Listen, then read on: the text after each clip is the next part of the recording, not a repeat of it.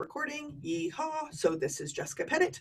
This is part 3 technically of the series, where we now have, in theory, we have gone through kind of the foundational work of who and how are you, and what are you conscious or unconscious of, and how do we kind of like bridge those gaps. So if those kind of pieces make up the foundation, then I wanted to use a pretty frequently referenced topic that we don't often know about as kind of the application of what we have learned so far in the foundation. So please feel free to chat, send me a text message at the 202 number again. Let me put it up here on the screen. 202-670-4262. If you don't already have it, or if you're watching the recording, feel free. I chose humor specifically because, number one, I use a lot of humor in my regular work. And two, I believe humor is a very powerful tool. It's a great equalizer, but it is also a great divider or splinterer, depending on who is the joke teller, who is the joke receiver, and who are unintended observers. So I was actually engaging with someone on Google Voice recently about a monster.com commercial where an older white woman gets her hair done, and it's in like a big puff, like a white puff or afro, and it says bad fit, and then it has a picture of a Bichon Frise, which is one of those little white dogs that an older white woman is often stereotyped having in their bag, and their hair was puffed in like a perfect circle, and then it says good fit. And when a jobs.com or monster.com, which is a resume organization, is trying to make a joke in reference to what I would say is a pretty bad HR policy about hiring someone around fit or not fit, they're trying to make a joke about fit. But what they're actually doing is the makers of this joke clearly do not have a very diverse group of people who went through and were like, excuse me, does that look like an afro? Because if it's an afro, now we're talking about black hair, which is a problem and is a very sensitive subject to a lot of people. And maybe a bunch of white people shouldn't be talking about black hair. And then if we even went historically, when we actually talk about the use of what it means to be a dog versus a human is also historically very bad. And monster.com didn't intend any of that. But if you have that knowledge and you watch that commercial, you're like, what the hell is wrong with you? And if you don't know any of that information, people are like, what? It's super funny. We're calling this old woman a Bichon Frise, right? This is what I mean by the misappropriation of culture. And in order to first begin to understand why that commercial is not a good move, it's certainly not considered an inclusive best practice. And some people will find it funny. So that's how I want to kind of bridge today into kind of an application of, once you have a firm understanding of who and how you are, then what does that mean for other folks and what can you be doing around that? So I like to first start, before we start talking about cultural appropriation and humor, is generally speaking, the First Amendment rights, protected speech, why this matters, what's the Bill of Rights, what's the Constitution. I like to remind people I am not a lawyer. I was a ceramics major, hence the picture. So if this is the case, then I think it's important to also remember that people who are constitutionalists like me may get very defensive because we are talking about what is in the Bill of Rights and then what is actually how the Bill of Rights are being used, which are two very different things. And I'm also going to use in this particular slide deck, I'm going to use a number of pictures that could actually be very triggering, that are around blackface and other bad themed parties, and why do people even have a theme party and how do they make these choices. So I just need to put that out there, that in order to talk about people doing it badly, I have to use examples of people doing it badly. I also have some examples at the end that are primarily political cartoons over the last 3 years, and I wanted to use those as an example, not to be anti-Trump, that's a different workshop, but to be able to show cartoons of what's being published in U.S. newspapers. So in our last one, we talked about in U.S. newspapers, the looting versus finding in the middle of Katrina. So we're still going to talk about American newspapers and what gets attraction, but how do the First Amendment rights actually balance out with these political cartoons? So we'll use that as an example at the end. So with that stated, I'm going to quickly try and go through this kind of concept of America. And what I think is important is that when we talk about like the American dream and things like this, there are certain demographics that very much identify with whatever this American dream is that do not apply to anyone else, never intended to be applied to anybody else, and are being attempted to be smushed is the legal term, I think, towards everyone else to try to eradicate real history, but also real present pain. So I think it's an important thing to understand that when we start talking about, and this came up in my Juneteenth program that I did last week or week before, is that when we start talking about freedom, we start talking about the flag, we start talking about patriotism, we start talking about these kind of elements, the symbols represent history as well as the present inequities and lack of freedom that people are experiencing equally. But if you're not that kind of person, whatever that means, then you're not noticing that even using something that you're intending to appropriate in an inclusive, kind of heart-oriented idea of freedom and justice, without acknowledging that that freedom and justice does not apply to everyone equally, then that is why we're having kind of the strife of what does appropriation versus misappropriation even mean in the first place. That's really where it starts. And so I think it's an important thing to understand that if we can have that piece, then we're not actually talking about politics, like the left or the right. What we're actually talking about is our identities and what we are doing for self-entertainment at the cost of other people, or what we are doing at self-entertainment at our own cost. And if we can have a better understanding of that, then it's a lot easier to understand how we are referencing or using other cultural norms for our own sense of humor. We can still be funny with each other, but we don't have to do it at the cost of other people. So any thoughts or comments as people are kind of getting settled in and getting their audio fixed, etc.? Is there anything else coming up? Just pausing. Victor got his camera to work. Good job. Anything else? Okay, great. So the idea of protest and speech is not a relatively new thing in our country or in most cultures. In my own schooling, I think kind of my first real introduction of having language against kind of whatever was normed is directly related to Vietnam War and protests against Vietnam. For the record, I was born in 1974, but like if I think back in my own lived experience, that this is kind of when people were like, hey, wait a minute, we can't just go along with this. We need to think about this and do something.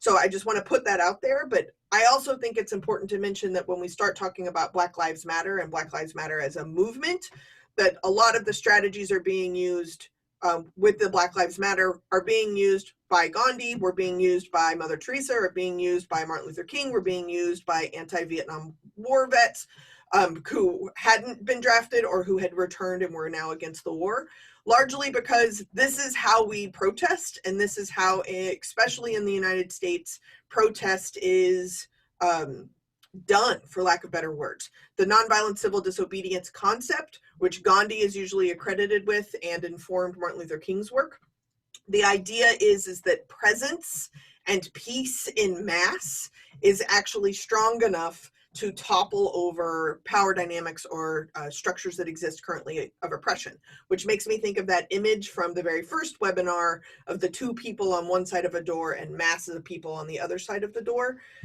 That premise is still here and is still doing work because it hasn't over toppled as much as it has maybe made some incremental changes, and then the systems of oppression have actually just evolved with the changes that have been made. So oftentimes I get asked like, well, is anything any different now? And like, well, technically speaking, like we don't really do like mass genocide to like sleep somewhere anymore. Like that doesn't really happen.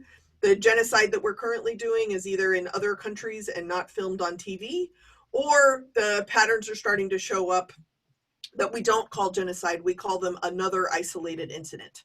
But if you have hundreds and thousands of another isolated incidents, then I think there could be some parallels there. I'm going to use pictures from specifically college and university campuses, largely because when we start talking about cultural misappropriation, what immediately comes up are those crazy college kids and their theme parties. And the reason why I think it's super important is that, and the pictures I'm using are from parties on campuses where I have done work. The reason why I think it's important to do this is that if we displace the responsibility of cultural appropriation to those crazy kids who are just throwing parties, then we're not taking any responsibility for Monster.com's ad. That was not college kids. Marketing in general, the lack of information available in our organization, or assumptions about what is okay to do here and what is not okay to do here, which is why the Monster.com is such a great start of fit versus not fit. So when we start talking about blackface, some people are not even aware that this is a thing, that's some historical thing. So this is not a historical thing. This picture was taken last year. When we start talking about theme parties, they're almost always around subordinated or marginalized communities, whether it be the Black community, whether it be some kind of gangster thing, whether it be some kind of economic class disparity. We're talking about refugees or immigration. Some are as specific as we get to the Confederate flag or the Ku Klux Klan, etc. All of these kind of theme parties are making fun of something that is stereotyping and generalizing something that is certainly not fun. But the consumption of pain and suffering is being turned into a joke. That's when you know that it is misappropriation, is that what you're consuming is at the pain and risk of someone else. But it is also important to understand, if we are going to dismiss this to those crazy college kids, is that those crazy college kids also, it's a very fascinating space when we start talking about protected speech, because a college campus is also based on academic freedom. And on college campuses is where the initiative around community standards, or holding a community to a higher standard, is not just birthed, but like re-examined on a regular basis every time one of these cultural misappropriation pieces gets illuminated. It is important to mention that I would say probably 1 in every 30 cases is illuminated, and I'm making those numbers up based on my own exposure. And that while one is being focused, it is very common to have a completely inappropriate theme party that weekend while the other one is in focus, because that somehow adds to people's consumption of someone else's pain. So I want to name that if we're going to displace this to the young ones and not take responsibility as adults, then we also need to learn from the young ones what it means to actually have community standards, or to be raised to a higher standard. When we start talking about the Bill of Rights or First Amendment speech, protected speech, it's a really important thing to understand that I look at the Bill of Rights as the bottom rung. Like, is it legal or is it not? That doesn't make it moral. And most publicly funded institutions, and especially privately funded institutions, actually have the ability to create a standard within the organization that I believe is above the Bill of Rights. The Bill of Rights is at the base, and now we can move one step further. So that's what I mean by community standards. You may recall from the second webinar that we did, Joe's line of, you're not responsible for your first thought, which some people question already, but you are responsible for your second thought, because your second thought is what actually informs your action. And so I just want to use this as a parallel, that if the Bill of Rights, which has not been equally applied to all humans inside the United States already, but if that's your first thought, then what are you going to do around your community standards and what is acceptable here is that second thought, and then that should inform your responses. So I think about like states level right now when they're trying to decide how to mandate or not mandate businesses being open, people sheltering in place, wearing masks or not wearing masks. Federal government has very clearly stated, like, whoop, this is a state's issue. And a lot of the governors in different states have said, whoop, this is a local issue. But if you are allowing businesses to open and recommending people stay home, then those businesses don't have customers. And a business actually gets to then choose if you are allowed to not wear a mask, or if masks are mandated in order to come in to do business. So if capitalism or the Constitution are the way you're doing, all of those are used within this framework of, okay, so here's the first thought, but here's the action we're doing. We're responsible for the thing in the middle. So I think that that's an important piece to kind of reiterate. Now, when we are talking about freedom of speech, protected speech is speech that leads to more speech. We do not live in a country that is protecting anyone from being offended. Like, actually, the most American thing is probably the engagement of being offended. But there is a very big difference between being offended and actually being harmed. And the subjectivity of what legally harm means is inciting violence to self or others. Again, I'm not a lawyer. I've just read a lot about this. So I think that that's an important thing to understand. And so when we start, throwing out terms like snowflakes, what we're really naming is that defensive nature that hopefully webinar 1 and webinar 2 helped with. And what I mean by that is that if we have a firm understanding of who we are from our dominant privileged places, as well as from our subordinated and marginalized places, then it's a lot easier to not get defensive. When you are actually fearing harm and violence, that's not defensive, that's called self-protection, and you are protected from harm. But similarly, when I mentioned earlier about like exhaustion versus unsafe, this is what I mean here. If you're like bored and tired of talking about a particular topic, you're coming from your privileged identities and you're treating this kind of like a hobby. Okay, but you're not protected from being offended, nor are you protected from offending someone else. A lot of times do-gooders want to do this work, but they don't want to offend anybody. Just go ahead and assume you're offending someone and then have a conversation if you're gifted with that feedback, instead of opting out until you're perfect. But you have to be able to understand the difference between unsafe and actually inciting violence, or an actually fearing violence, versus exhaustion. And that, again, first thought, action. This is all that second thought kind of floating around in the middle. Thoughts or comments about this? I'll go through chat. I don't have any texts. How are we doing over there?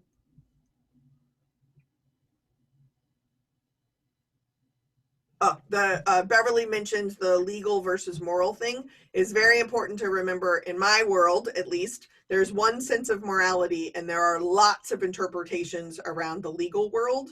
It doesn't have to be moral to be legal, and it doesn't have to be legal to be moral.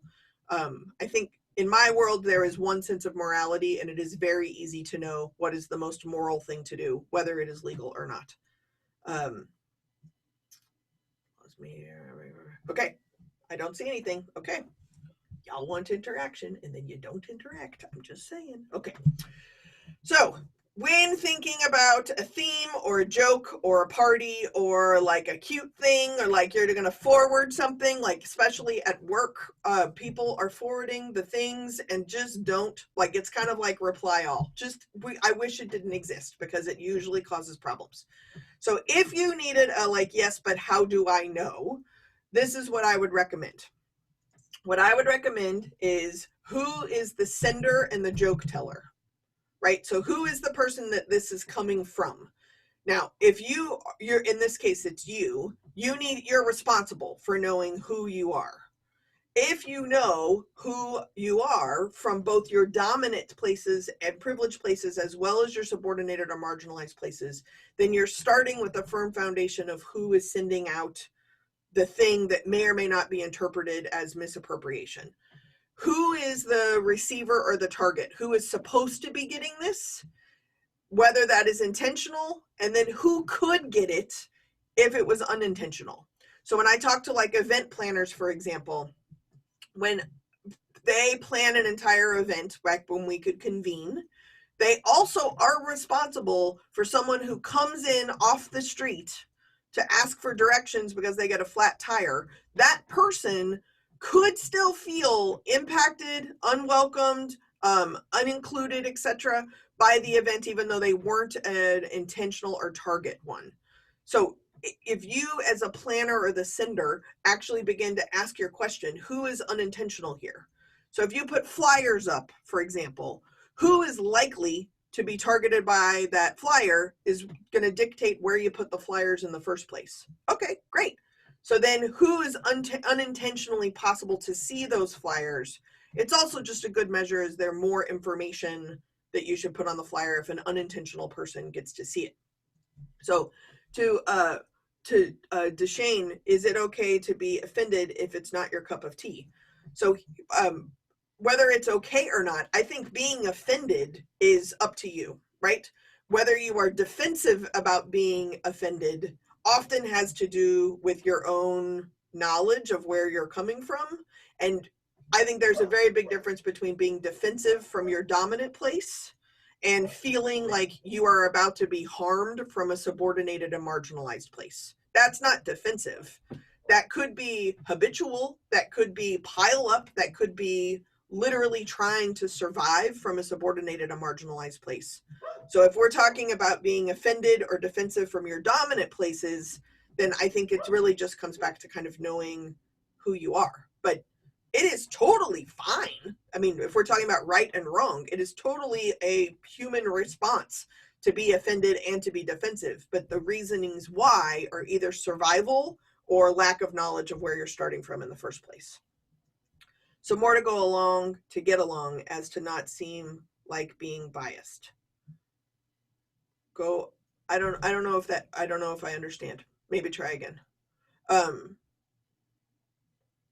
Not seem like being biased. I don't know anybody who's not biased, so I'm not exactly sure how you could do something to not appear biased because you're like alive. I don't know. Let's see what comes up next. Okay. So if we were to kind of warn people, so like some people make fun of even the trigger warning that I did at the beginning, but it's my responsibility. I made the slide deck. I know what pictures are coming next, but I also know the history and the impact those pictures could have. So that's what I mean by unintentional, right? I don't even know some of y'all's names. So I don't know how the things that I'm doing are going to impact you, but I want to be responsible for what it could be that I'm capable of thinking of, and then be open for any kind of feedback I get. So where we have like warning signs while we're driving, we don't often walk around with construction related signs when we're engaging with unintended audiences, let alone with intended audiences. If we did, perhaps that would be a great solution. But what ends up happening is that we just have a story about you. Oh, here comes Barbara. She's going to be, don't just keep your face straight. She's going to say some crazy stuff and then she'll leave, right? Like we all know. Oh, so we generate generalizations and stereotypes, and those are the construction signs, warning that something might happen. It is possible to drive through this patch without having any gravel hit your windshield. It is also possible to talk to Barbara without being offended or the butt of some joke. It's possible. But we warn folks out of self-preparation so that we can feel safe and prepared. That's a really important thing to understand, that we don't have the sign, we just do it in how we engage with one another. If that's coming from our subordinated and marginalized places, it's usually out of preservation or protection. If it's coming from our dominant places, it's usually out of defensiveness or like, ugh, like just kind of rolling your eyes, which I would consider defensive. Okay, looking at what you're actually doing and what words you're actually doing, I think it's an important thing is that, are there some people you would not share something with? And if that's the case, there's a very good chance you probably shouldn't share at all with anybody. If we go back to the monster.com kind of commercial that I was referencing, if you don't even know why it would be offensive, that is exactly why you need to give things out to other people and you test pilot information or you show people flyers in advance to as many different people and perspectives with as many different histories as possible to see what it is that you don't even know you don't know. We don't spend enough time doing this with commercials, let alone statements we're about to make, jokes we're about to make, book titles we recommend. We don't think about it because we're like, oh, okay, it's great. So let's take Robin DiAngelo's White Fragility book. So it became like the #1 recommendation last week or the week before. And that's what you have to read that book. If you're a white person, you haven't read White Fragility, you have to read that book. Well, it doesn't take into consideration that, number one, I don't actually think it's that great of a book. Number two, there's a million other books out there specifically on whiteness, one written by folks of color who are probably going to have a much better perspective of what it's like out here than inside. And it's not a self-congratulatory book. I don't think the white people need to read a book and go like, yay, I'm fixed, I read a book. That's what I don't like about that book. But we didn't really get a chance to talk about that before the books got referenced. And the reason why those books got referenced is that somebody Googled it and came up with a list and people started clicking on it, and then now they're bestsellers. But we're still not actually focusing on the content of the book. We're focusing on like the Girl Scout badge of what we read, right? Because we're not paying attention to what it is that we are doing. Silence not only can be complicity, and we talked about this in another workshop too, silence can also be deep reflection. Silence can also be holding space for other people's voices. And it can also be a really great way of like visualizing some mental or emotional paralysis of, I'm not even going to play. I'm taking my ball and going home because I don't know what to do. Then you're not doing like the self-work in itself. I think speaking up if offended is important, but I believe that many people, especially Black people, don't to avoid the consequences. Yeah, because first off, people don't speak up to avoid the consequences because they feel the consequences way outweigh the result of having like an in-person conversation. For some folks who do not look like me specifically, if I were to speak up, I could be killed. I need people to understand, because when we start decentering the conversation around police brutality or something else, is that people are not just like specifically Black people who are being killed by police right now. They're not resisting. They're not doing something awful and horrible and terrible, right? Like that is a story that usually white people have written so that they feel a little bit better of understanding why these murders are happening in the first place, because we're changing the facts so that we're more comfortable. That is also a form of complicity, is changing the facts. So if you're actually having a conversation and someone's like, nah, I'm not having this conversation with you, that may have nothing to do with you. It may have to do with their own survival mechanisms. As a queer person, I'm pretty good about always having to be the person to answer all the gay stuff, right? I do this for a living. I'm calloused in that area. I can handle it.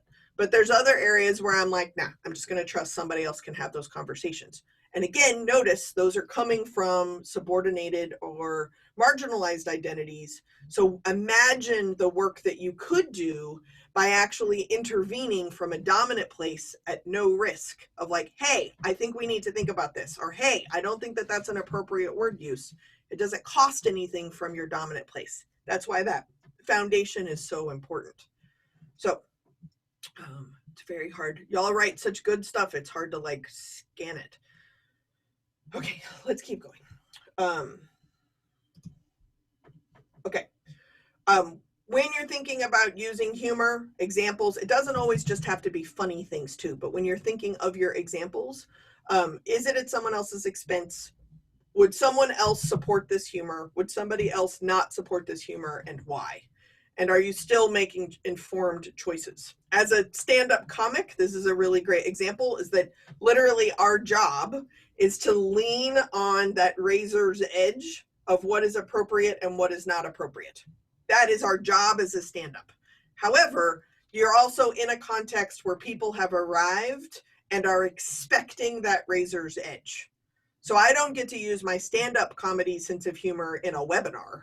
I get to do it in a bar with a 2-drink minimum at night when people are expecting to be like on the edge. They might be offended. They might also really laugh, but they're expecting a little combo of both. The irony or the tension of that is what stand-up comedy is. Like most people's day-to-day jobs are not stand-up comedy from 9 to 5. That is, most sets are like 2 minutes long. So question, what are you doing and why are you doing it? And in the context in which you are doing it, does that make sense? So now we're entering into the political things. This is a particularly fascinating political cartoon that came up for me because it also is talking about the balance between liberty and justice. Specifically, if we want to get all historical wonky, because this is who I am, liberty and justice for all has never even applied to all people inside of what we call the United States. But here are 2 women, notice they're women too, Two women, liberty and justice, and who is going to protect from our three-party government. That is an interesting piece for me because it's referencing the three branches of government. It is referencing whether or not things have been done the way that they have always been done before, and who is going to intervene. Now you will hear a lot of rhetoric about the three-party government, the checks and balances of what is democracy. Look at me sounding like a constitutionalist. But the three branches are not working as checks and balances with each other. So that's where, like, what is happening, what's going on. And the three branches didn't represent every single person inside the United States equally to begin with. So welcome to the problem that we're in now. Other pieces, I think this one I really like, it's in reference to protests, is that the way that specifically social media versus journalism works is it's clickbait. What is the truth and what is going to get the most attention? And so I think that that's a very important piece. And even if you are a conspiracy theorist, like, the backbone of conspiracy theories is questioning what are we being told and what's actually happening. Similarly, like, watch the actions or follow the money versus what's being said. That's a way to kind of purposely draw some distinction between truth and what's popular or what's, like, commonly clicked upon.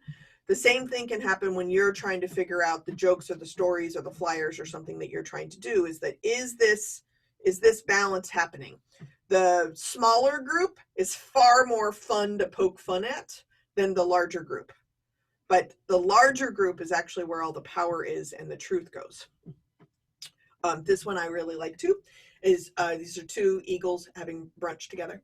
Do you think the owl is a predator? Of course not. He's never bothered me. Exactly.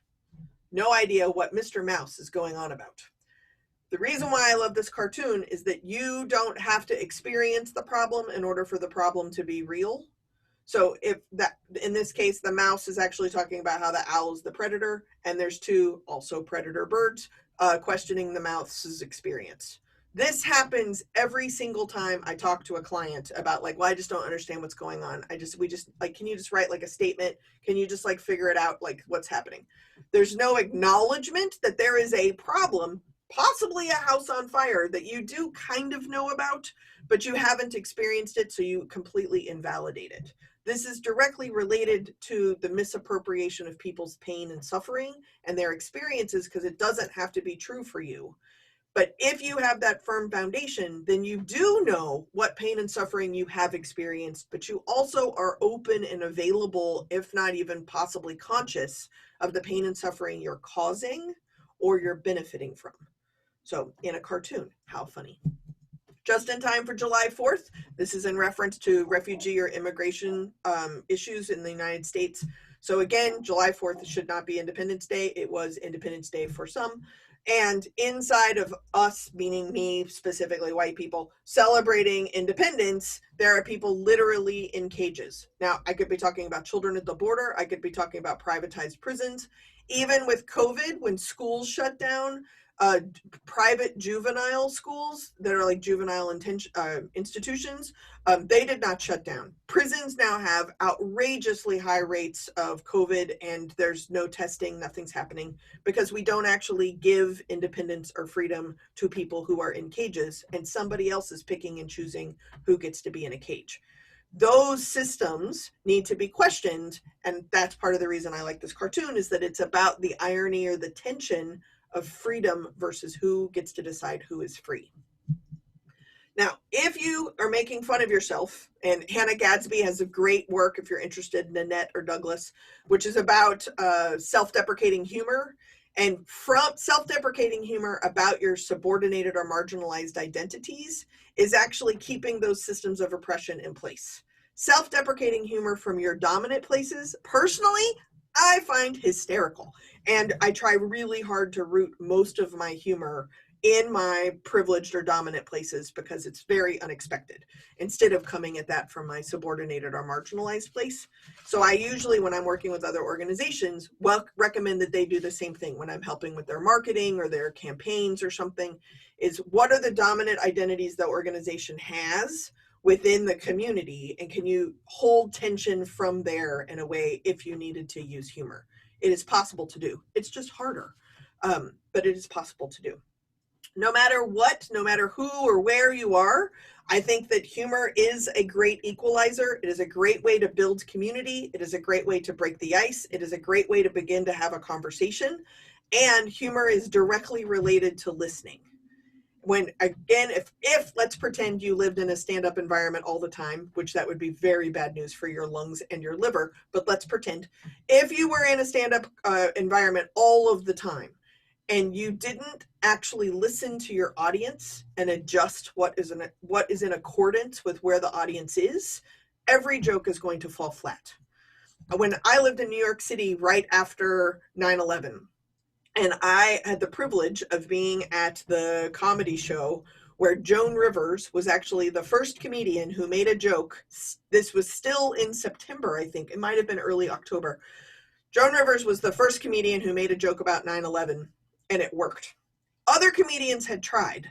And there's lots of jokes right now, too, is that stand-ups will actually be the ones who figure out how to safely convene again, because we're the ones who are always testing everything controversial.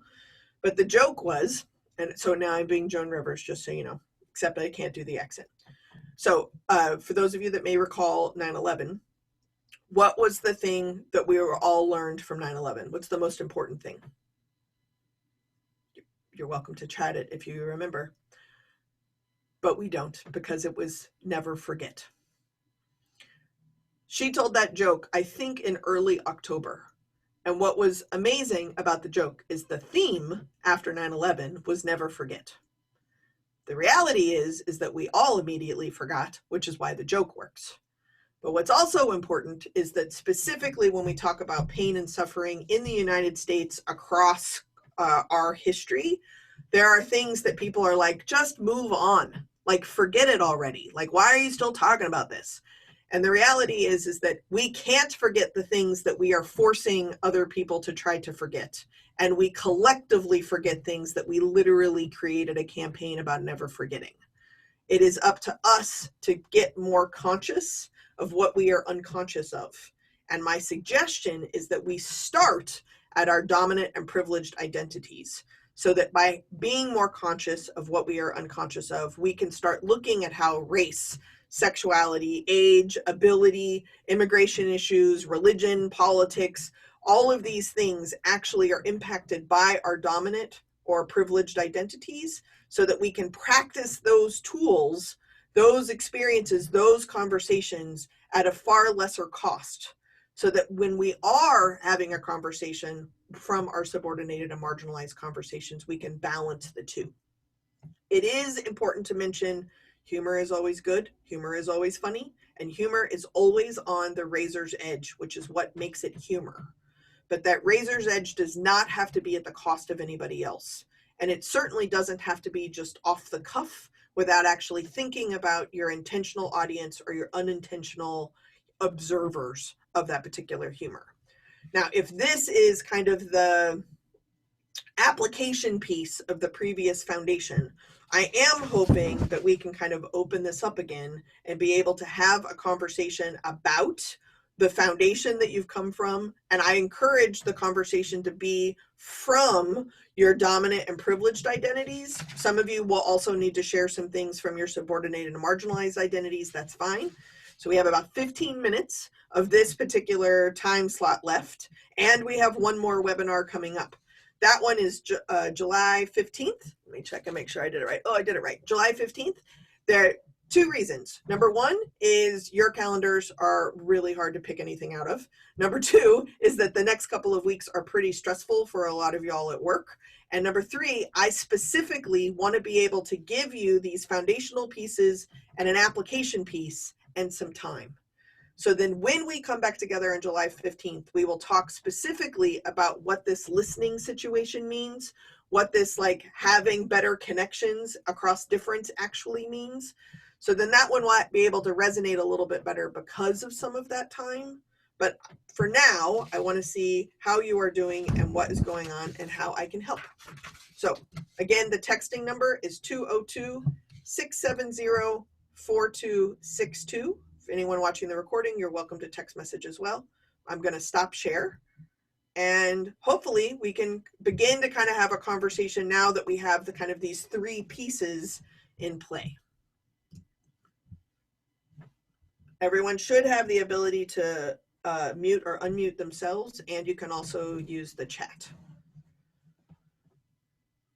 So one of the comments that came in is about Dave Chappelle. Dave Chappelle is a really great example of someone who has stayed very true to himself, his roots, and where he has come from, and also someone who was being tokenized and made a ton of money off of it and eventually called the system out on it and quit and disappeared and came back. He is also a great example of a comedian that can ride that line and has gone over the line a number of times and offended a lot of different groups of people in a way that some people would argue he's unrecoverable from. And I think he has also expressed a lot of humility around learning those different edges around the different communities that he has offended. I think also being primarily one of the Black men comedians right now that is often referenced as this kind of razor's edge. There's a lot of other Black men even who are comedians who do just as good of a job, but he's the one that is getting the attention currently. But he's a great example of kind of noticing this edge and the humility required to being a stand-up. When mentioning white fragility, you also mentioned there are other books you feel great on the same topic. Would you mind sharing some of the titles? Sure. So the books that I have been recommending specifically for white folks to talk about whiteness, I have been recommending Frances Kendall's White Privilege. Specifically, if you are a white woman, I think reading from another white woman is somehow helpful. And what I mean by helpful there is that it's very easy to, what's the word? Not necessarily being defensive, but just like, oh, well, that just happened to her. Like, but if you can read a book that is written by someone who has a very similar experience as you, at least on some levels, it's, I think it's a little harder to dismiss. Even my own book can get very much dismissed because people think I'm like a 20-year-old white woman who's like barely studied diversity stuff. Okay, fine. Go read somebody else's book. Like if you don't want to read mine, read somebody else's. But Frances Kendall is the one I recommend usually to white women, specifically like middle-aged white women, because I think she has a voice that resonates. She's also from Texas, so I resonated with that. For white men specifically, I recommend either Tim Wise's White Like Me, which is great, and is something, I haven't looked at it, but something is streaming for free. That it may be one of his keynotes, or maybe he made it into a documentary or something. But Tim Wise's story is particularly interesting because as a Jewish college student, actually got very involved in anti-apartheid work in South America. Good morning, one cup of coffee. South Africa, which is also interesting because that's where Gandhi first kind of stumbled into like he could actually have a purpose. So there's some interesting correlations in my world because of all the research I've done around Gandhi. So White Like Me by Tim Wise, but my favorite specifically by a white man is The Heart of Whiteness, which is a play on the heart of darkness, by Robert Jenkins. It is also very short, and I have actually had white men tell me like, oh, I just leave it on the back of the toilet and read it, and I read it in like a week. I don't need to know that much about people's bowel movements, but it is a great book, and it is very short. There are tons of books written by folks of color specifically about whiteness because it's a lot easier to be able to understand a culture that you're not a part of, right? It's like, that's why we go to zoos, is we like watch over there. And folks of color have been navigating a white space longer than white people have been conscious of a white space. There's tons of books out there. Most of them are backlogged or out of stock right now because they've been captured, but I can email a list along as well, but that's what I'd recommend. Yes, I'm happy to email Brandy those 3 books. Yes, are you familiar with the book Black Like Me? No, I'm not. It's an old book, but it's not like Black Like Me. It's about a black man who went undercover as a white man. Huh. It may also be a movie too. I'm not sure. Is that, wait, is that the one that the KKK movie came out about, but they switched it around a little bit? I think that's where maybe I've heard about it. I don't know. It's Black really Klansman. old. Yes, Karen's on it. That's yeah. Black Klansman. No, this is Black Like Me. Okay, interesting. And Have you ever heard of the movie Watermelon Man? Yes. Okay. Also a situation where a black man woke up as a white man. Hmm. It was can't remember who he was. He's the older gentleman. Godfrey Cambridge Mm, played the character in that movie. I didn't know that was him. Another interesting book, and what I mean, recognize I'm talking to people who work at medical libraries, right? So, like, you're like, books, tell me more. But I think what's also interesting is that there are books about the subject of whiteness, right, that really matter. And for some people, that still can be dismissed as like the one person who's doing it, right? Like, I mean, if we go back to my model, like, heady people have a very hard time addressing themselves and their own needs when reading someone else's biography or somebody else's research, because they're like, yeah, that just happened to them. It's a very heady response. It's how we distance ourselves from truth. I get it. I'm one of those people. But I also think that you can read books that are about what happens when you're navigating systems of oppression versus reading about people inside of systems of oppression. So if you don't want to read a book about whiteness or dominant or privileged identities, there's a great book called Covering by Kinji Yoshino. And Covering, the subtitle is actually the new civil rights issue. The idea is, so kind of going on what Beverly is talking about of waking up in different identities, but it's actually being able to cover parts of you and navigate these systems of oppression for survival or for economic benefit or within certain families. And it takes a number of different identities, and not just bi or multiracial, but like someone who doesn't identify as Catholic, who marries into a Catholic family, who has to kind of pass as a Catholic while they're, you know, going through things. So religion, politics, race, age, sexuality are all kind of navigated in what it means to cover those pieces of you. Literally is Kinji's word, covering those pieces of you to be able to move forward. So I'd recommend that. Another great book is called Shifting, which specifically as a woman working in an office space I appreciated. And it's a study primarily of Black women in workspaces and how they have to shift.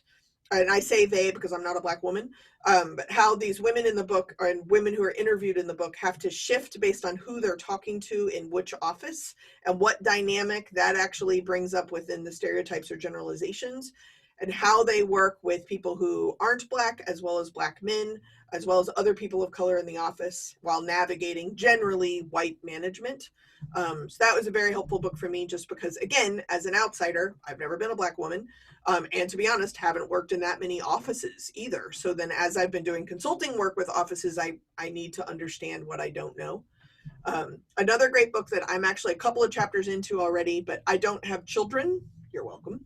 But there's a book called White Kids, which is specifically written from white parents to white kids' point of view, and where racism is being internalized or taught, not just by like conservative people who would be far more open to being like, yep, I'm racist. I don't know very many people who just openly say that. It's the big middle that say, no, I'm not, and then do racist things. But also very liberal parents and how they're instilling systems of oppression inside of their like we're all equal language just because of their unconscious bias. It's a really great book. I'm like I said, I'm only a couple chapters in, but the PBS NewsHour did an interview with the author, and I thought it was really great. So there are tons of books, there are tons of movies, there are tons of things that you can do. I think that it's an easy thing right now is just to call your friend of difference and be like, so what should I do? Everyone is doing that right now, and leave them alone, right? Like, they're trying to live and survive their lives right now. So if you can, I would call someone who is like you, so you have shared community, and be like, what are you doing? What are you doing? Oh, this is what I'm doing, and create a buddy system. That's what I would recommend. Other thoughts or comments? What about if the 3 or 4, because we did the coping with the unknown first, so there's been 4 so far, but from the foundation that we have been doing, what have you been expecting? What is meeting your expectations? What is not meeting your expectations? That's the stuff that's helpful for me in kind of figuring out building along. Otherwise, y'all are kind of just getting the CD, like play track 1, play track 2. It is proven in my world that track 1, 2, 3, and 4 actually do lead to better conversations. And I'm not always entitled to those conversations. You can have them amongst yourselves. But while I'm here, you might as well have them with me.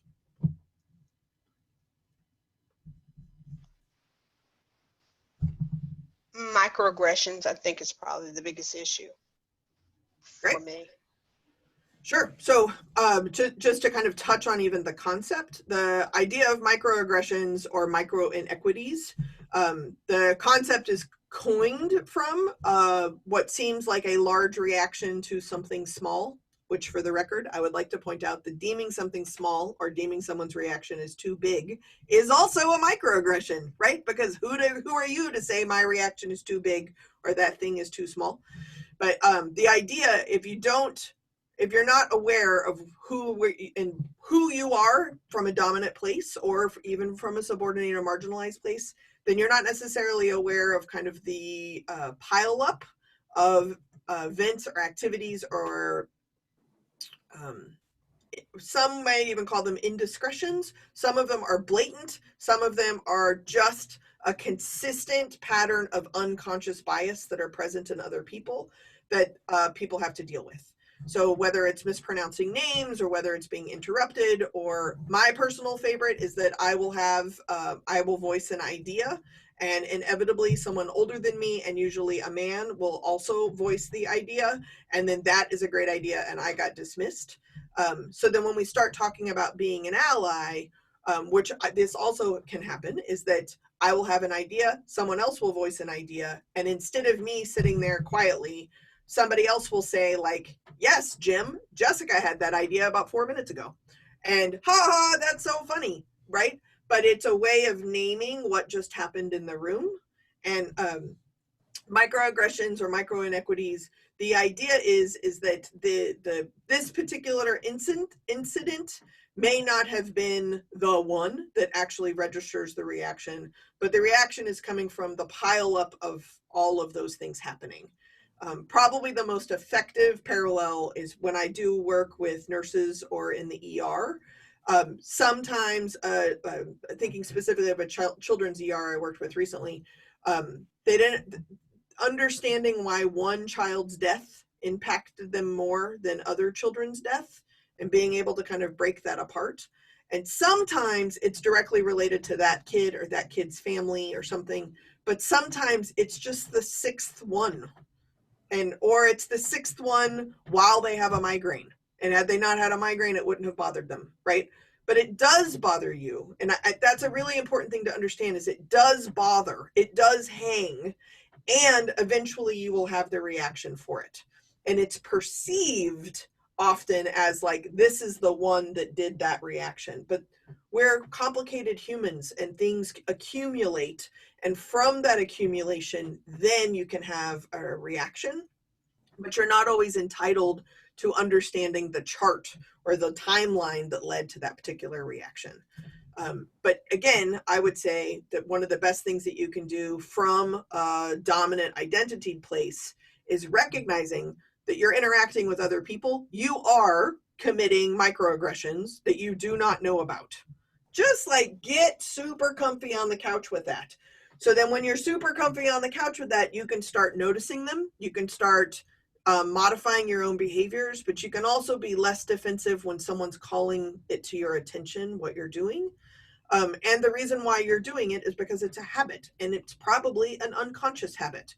If it is a conscious habit, it makes you kind of a jerk, right? Because then you're conscious of it and you've chosen not to change that.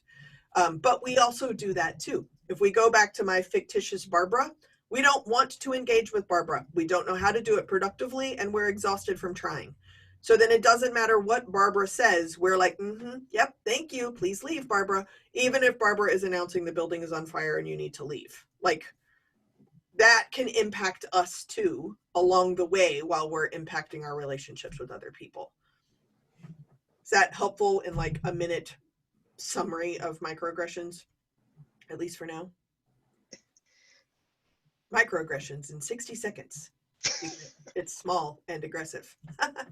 Yeah, I think it's hard to do in a short amount of time, but I can Yeah. see how next session in July on being a better ally, besides just the conscious and unconscious bias, I mean, maybe we can talk more about microaggressions and just trying to get better at those conversations. Sure. I have another workshop, and I'm happy to just send you the video of it if y'all want, because I think we're only slated for the 6th. But I have one that's specific on microaggressions, and I actually use the medical community as the example just because most people at some point in time have gone to the doctor, and I don't know anybody who every medical experience has always been a blissful experience. So I actually started gathering actual microaggressions that are being said in medical centers or by medical providers or staff that impact a patient's long-term health care. So I put all those together and divided them up by identities. And then I added in extra bonus points. I added in just within COVID, the microaggressions that I was seeing as we were sheltering in place and doing social distance by those same categories, just as examples. So I'll share the recording. That'd be great. I Thank you. think one thing that was really important to me in this DEI journey that I've been taking is to discover that when people come to you and let's say they've offended you in some way and they apologize, but it's repeated, that it puts the burden on you and it makes you feel responsible for their feelings. And it makes, that's a burden that's been heaped on you rather than the person coming and, just being flat out about what's happening. And when it's done over and over, then that makes you responsible for their feelings. And that's one thing that I'm not sure that people have connected on, but looking at this journey and understanding that and come to, it's not me, it's the person burdening me. So, for example, if you say something to somebody, you say, I'm sorry you felt that way, you're making them be responsible for it instead of saying, I'm sorry, I did this to you.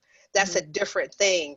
And I think that sometimes those are phrases like, I'm sorry you felt that way, I didn't mean that. That's something that people may express all the time. But actually, when they say that, they're actually putting the burden on the person.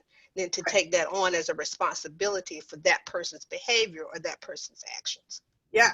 And so Beverly, just to add one level to that, because we have a break between the next one, this is a great self-reflective activity, is go through your life individually, each one of you. Go through your life. Is there been a pattern where you've been like, man, why are they so sensitive? I mean, I didn't mean it that way. Like, they just took it wrong. Just use that as the little gate, right? Like, why is that person always like that? The common denominator, spoiler alert, is you, and it's because you do something that generates that response. Now, it is also possible, I can hear an old shrink of mine being like, we are responsible for our own feelings. That's true. However, I cause things that make people have feelings. So yeah, they're responsible for their feelings, but I'm the one who created the pothole that made them fall into those feelings. Is there anything I can do to patch up my own potholes, right? So if you want to play this little exercise with me, what if, let's just suspend, what if you are 100% responsible for the relationships that you have in your life, even if it's a total stranger? You are 100%, not 50-50. Don't be like, no, they got to come to this. No, don't do that. Don't do that. Just for fun, just a little exercise. If you are 100% responsible for your relationship with this particular individual, if you were to do that and you've engaged with this individual before, etc., it's a lot easier to see your own patterns showing up, because they're, like Beverly just said, if you're 100% responsible, it's when you employ the like, yeah, but you, do you see what I did there? Like, yeah, but you, like when you do that, yabbits, first off, have long ears and cottontails. Two, when you do, often you'll like move your hand, but like, I didn't mean it that way, or like, you're the one feeling this way. You're literally shifting it over there to their 50%. But if you play the 100% game, there isn't a their 50%, because then you're just shifting it to like the new bucket of 50% you're acquiring while doing this activity. And then that will help you determine like, why is it that every time I have a conversation with my cousin, we end up getting to this place where I'm like, well, you should read a book, right? Well, that's my academic eliteness because she doesn't read books. And I have all kinds of judgment about her not reading books because she's raising children. Do you see how now it's getting all complicated? So it's real hard for me to have a conversation with her. Let's be honest. She blocked me on Facebook years ago. But it's real hard for me to even pretend to engage with her because of how I'm entering my 100%. The bonus of being responsible for yourself is that you are responsible for that 100%. So you could actually consciously choose to keep it and be like, nah, I don't want a better relationship with her. Okay, great. Well, then stop expecting one because you're not doing anything different. Or you can shift to being conscious of like, I do want a different relationship. Okay, so then what am I going to do? And then that'll set you up good for the next one. So that I don't forget, the link that I'll send for the medical microaggressions, I actually did for the larger medical libraries, which is like 4 or 5 different associations all smushed together. So I'll forward that recording along. I think I have it. If I don't, Brandy, though, it's on their site for sure. And it's the one I did, I think it's 2 ago. It's cleverly called Knowing What You Don't Know, Medical Microaggressions. Cool. Okay. All right, thank you. Feel free to text message me, 202-670-4262.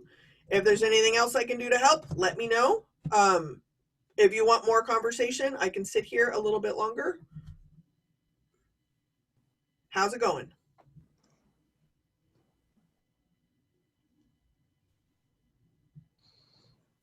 This is when I anticipate mass exodus or people talking to me, and y'all are staring at me, which is neither of those things. So this is an example of me being conscious of my expectations. Okay. Okay. Looks like In you're a few doing weeks. mass exodus. That's fine. We're at an hour, so that's totally fine. Or if you want to hang out, that is totally fine. I am at your disposal. Thank you, Jess. Thank you, Jess. You're welcome. I was not prepared for. Okay. I love you calling it out. It's funny. I want to say that to other people now. Stop staring at me or leave. Right. Stop. Stop. When, They can if they want. That's the time to talk. When I, of course, was in the Peace Corps, and I say that because, like, what liberal white woman doesn't get to say, like, when I was in the Peace Corps? But one of my favorite things that I would say to my students is omrel riba, which probably is a grammatical mistake, but is the Bulgarian for dead fish. But culturally, how they are supposed to engage with the teacher is to sit there and listen and take notes, and then collectively they study, and then they get 1 grade. I am coming in as an American teacher expecting like interaction and teaching and like small group work, and then they all individually compete with one another for their own grade. Fundamental difference.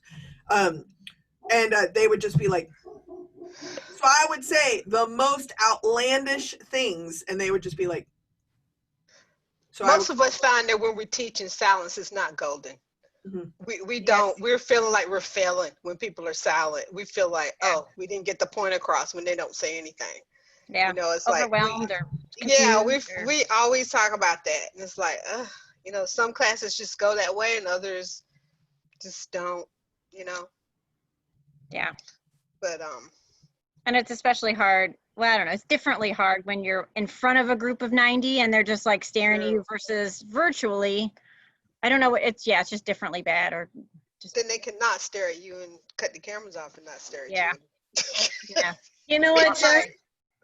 I think it's a lot of burden on the second person, or like this one person that's doing these things, but it's a lot of burden on the person that's being done to, not to react in a way like knock them in the face or, you know, like curse them out, or a lot of burden is really put on the second or the person being offended to act professionally, calmly, you know, respectfully, versus just like, because sometimes people kind of know this, like this person has this kind of personality, but it's like, you got to deal with it because that's their personality. Everybody knows that. So it really, you know, makes you, I mean, you could get fired. I mean, you can react a certain way that can really damage yourself versus like someone, you know, or people will send out something very blanket like versus saying to that, you know, hitting the target and going to that particular person and saying, you know, we've got an issue and, you know, we want you to work this out. You know,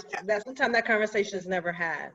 Well, and what sucks and is more true than even what you're saying, which is obviously true, is that like if we take work, the system of work is just an additional container store shelf of white supremacy, right? Like, what does professionalism mean?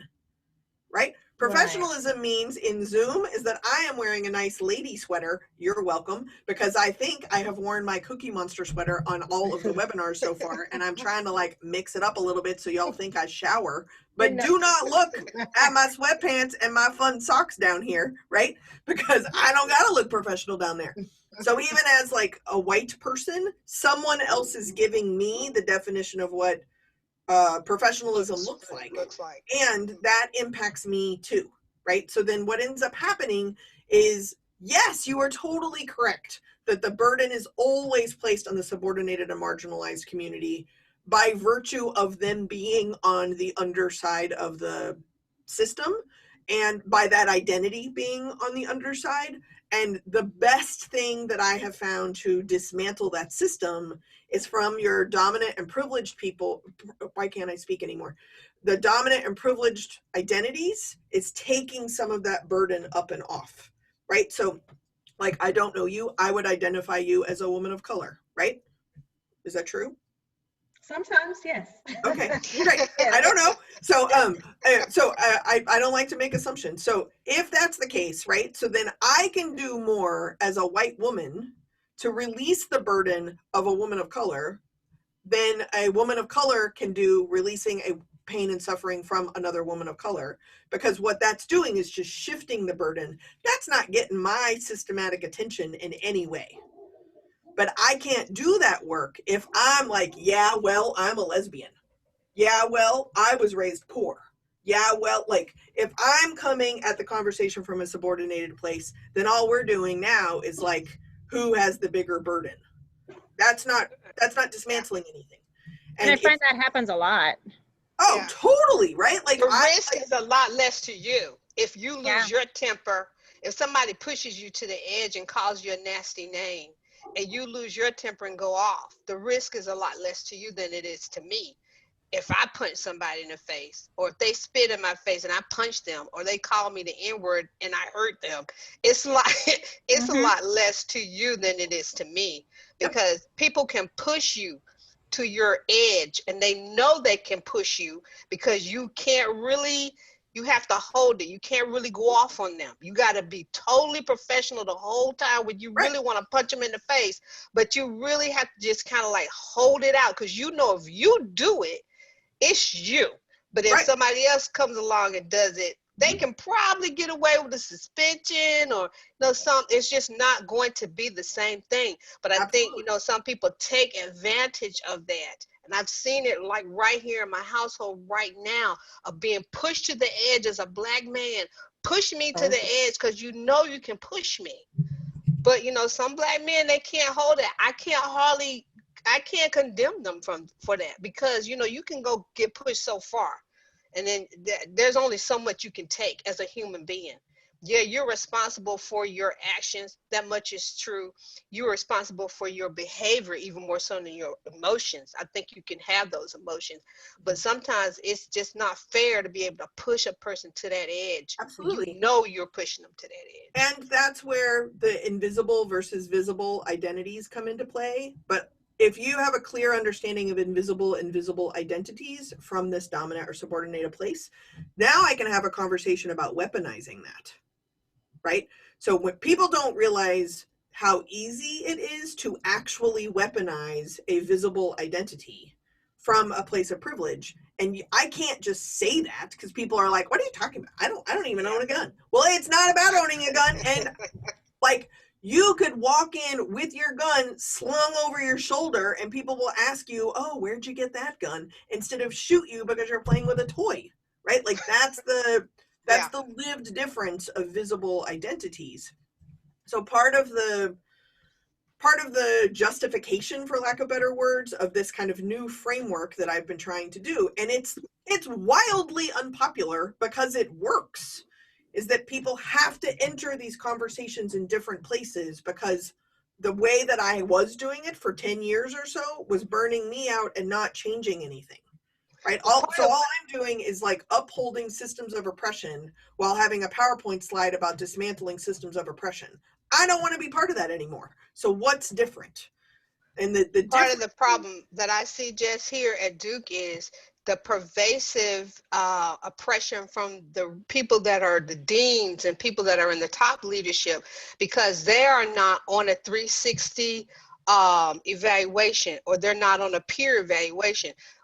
We're not either. So we don't get to evaluate the person who's evaluating us. But my question is, who's evaluating you?